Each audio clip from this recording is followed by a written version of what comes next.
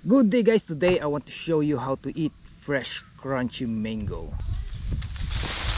First, we need a fresh crunchy mango. We have two choices of sauce, alamang or salt. Of course, we need also a sili and knife. Let's do it. We need to wash it. You don't need to peel everything, just the tip.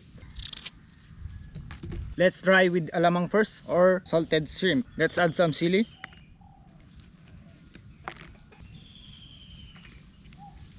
There you go guys. Sarap. Okay naman.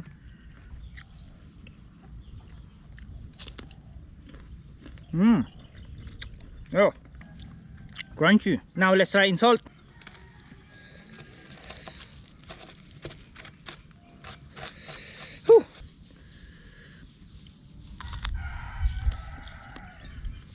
Anghang.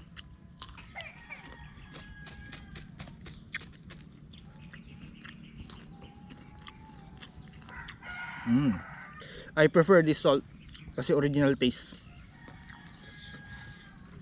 Ito, nalalasaan mo yung alamang eh. Pero masarap din. Matamis talaga pag kasama niyong kinakain yung balat niya. It has more vitamins, you know. Mas gusto ko na to. Kung gusto nyo, punta lang kayo dito sa bahay. Ang dami.